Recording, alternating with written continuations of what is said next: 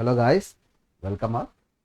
Guys, previous క్లాస్లో మనం programming లాంగ్వేజ్ని ఏ విధంగా నేర్చుకుంటున్నాము అనే దాని గురించి డిస్కస్ చేసామండి.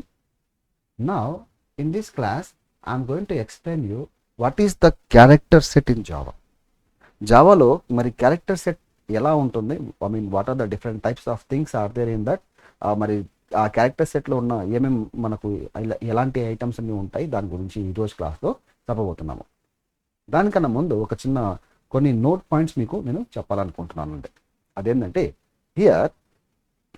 First point, Java is a case sensitive language. Java is a case sensitive language. ఇప్పుడు డౌట్ ఏంటంటే కేస్ సెన్సిటివ్ అంటే ఏంటి? అవునా, this is one the biggest doubt in every users mind. అర్థమైందా? సో మరి ఇప్పుడు చిన్న ఎగ్జాంపుల్ తీసుకొని నేను దాని గురించి మీకు షేర్ చేయబోతున్నాను. So how it is going to be? Say something like that. What I do here, I just type here, say apple. మీకు అర్థం కావడం కోసం ఇలా రాసానండి, అంతే. Please don't mind. Okay, right.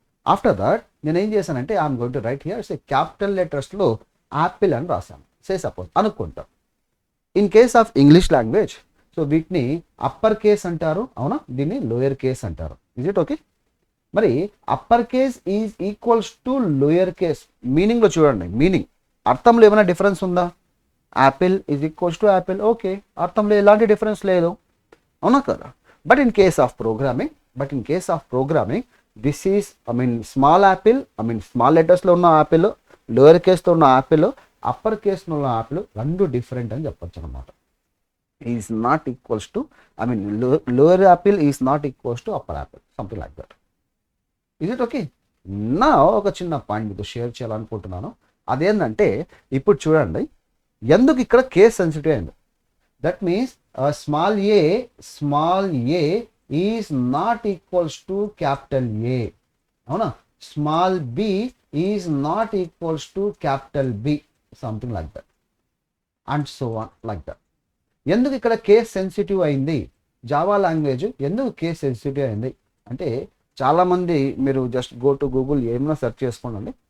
Okay, మీకు నేను ఈ క్వశ్చన్ సమ్ థౌసండ్స్ ఆఫ్ పీపుల్ని అడిగాను, but they are not giving the exact answer to me. But I'm going to reveal the answer right now. నేను ఇప్పుడు దానికి సంబంధించిన ఆన్సర్ చెప్పేస్తున్నాను. Why the Java language is case sensitive? Because it supports the unique code. దీంట్లో ఏముంటుందండి? Unique code ఉంటుంది. What does it mean here the unique code? Unique code full form ఏంటంటే universal code. C language తీసుకున్నట్లయితే C language కూడా case sensitive లాంగ్వేజే. దాంట్లో support చేసేది ASCII code అని చెప్పచ్చు, American standard code for information interchange.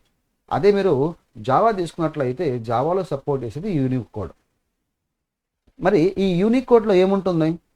ప్రపంచంలో ఎన్నైతే భాషలు ఉన్నాయో, లాంగ్వేజెస్ ఉన్నాయో, ఆ అన్ని లాంగ్వేజెస్ యొక్క క్యారెక్టర్ సెట్స్ అన్నీ దాని లోపల స్టోర్ చేసి పెట్టి ఉంటారు అనమాట. అచ్చులు, హల్లులు, వాటిని క్యారెక్టర్ సెట్ అంటారు, అవునా? So complete entire character set అంతా యూనిక్ కోడ్లో రాసి పెట్టడం జరిగింది. మరి ఇలా చేయడం వల్ల ఏమవుతుంది అంటే, ఒక భాష నుంచి ఇంకొక భాషకి, ఒక లాంగ్వేజ్ నుంచి ఇంకొక లాంగ్వేజ్కి మీరు చాలా ఈజీగా మార్చుకోవచ్చు అనమాట. బెస్ట్ ఎగ్జాంపుల్ గూగుల్ ట్రాన్స్లేట్ తీసుకోండి. మీరు ఇంగ్లీష్లో ఏదైనా వర్డ్ టైప్ చేసి దాని మీనింగ్ ఫైండ్ అవుట్ చేయాలా తెలుగులో అనుకున్నట్లయితే జస్ట్ తెలుగు లాంగ్వేజ్ క్లిక్ చేయగానే ఆటోమేటిక్ దానికి సంబంధించిన మీనింగ్ మనకు కనిపిస్తుంది. Why? Because it stores the entire data. That is what is the unique code.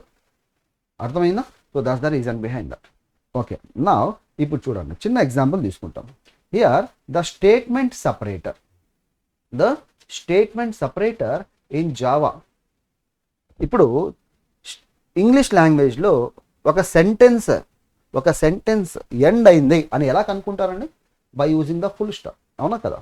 ఈ ఫుల్ స్టాప్ ఉండడం వల్ల మీరు కనుక్కుంటున్నారు. ఇన్ ద సేమ్ వే ఇక్కడ కూడా స్టేట్మెంట్ సపరేటర్ ఎలా కనుక్కుంటారు మీరు? బై యూజింగ్ ద సెమీకోలన్ ఇచ్చారంటే స్టేట్మెంట్ ఎండ్ అయిపోయిందని గుర్తుపెట్టుకోండి గాయస్, గుర్తుపెట్టుకోండి. వెరీ వెరీ ఇంపార్టెంట్ పాయింట్, అవునా? Next point, here I'm going to share with one more thing. అదేంటంటే the variable separator in Java is comma. గుర్తుపెట్టుకోండి, కామాని వేరియబుల్ సపరేటర్ అంటారు. Best example తీసుకోవాలి. సపోజ్ ఒక స్టేట్లో ఉన్న డిస్ట్రిక్ట్స్ అన్ని లిస్ట్ అవుట్ చేయండి అంటే మీరు ఏం చేస్తారు? ఒక స్టేట్లో ఉన్న డిస్ట్రిక్ట్స్ అనేవి ఎలా లిస్ట్ అవుట్ చేస్తారు? ఒక డిస్ట్రిక్ట్ నేమ్ ఇస్తారు, కామా ఇస్తారు, ఇంకొక పదం ఇస్తారు, ఇంకొక కామా ఇస్తారు, ఇంకొక నేమ్ ఇస్తారు, ఇంకొక కామా ఇస్తారు, అవునా కాదా? ఎగ్జాంపుల్ కోసం list out all the districts in Rayalaseema అని తీసుకున్నట్లయితే మీరు కడప కామా కర్నూలు కామా చిత్తూరు, అవునా, అనంతపూర్, లైక్ దట్. అంటే ఇక్కడ మీరు ఏం చేశారండి? కామా ఇచ్చుకుంటూ వెళ్ళారు. Is it okay? కమా చేస్తాను. మరి ఇంగ్లీష్ లాంగ్వేజ్లో అక్కడ మనం పదం అంటారు, అంటే వర్డ్ అంటారు, కానీ ఇక్కడ వేరియబుల్ అంటున్నాం.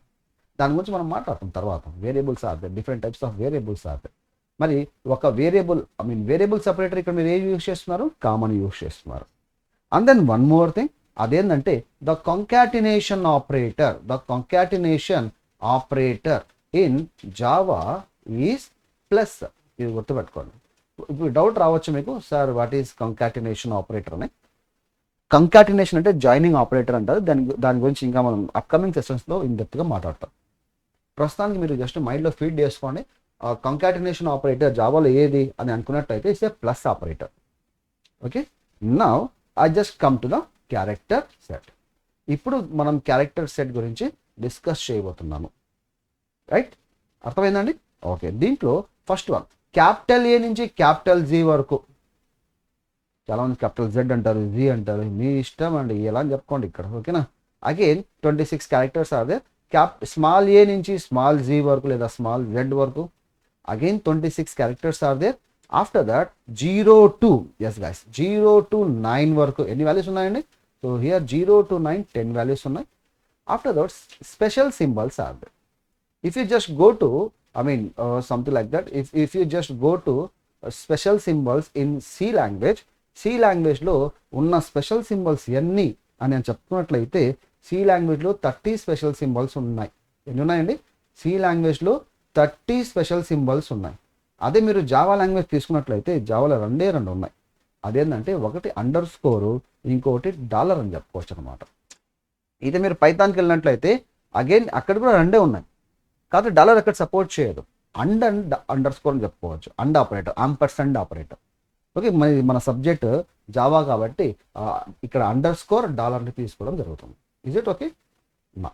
ఇప్పుడు చూడండి, ఒకసారి కౌంట్ చేయండి ఎన్ని వాల్యూస్ ఉన్నాయి ఇక్కడ. 26 + 26 ఎంత అండి? 52 + 10 62, అంతే కదా, +2 అంటే 64.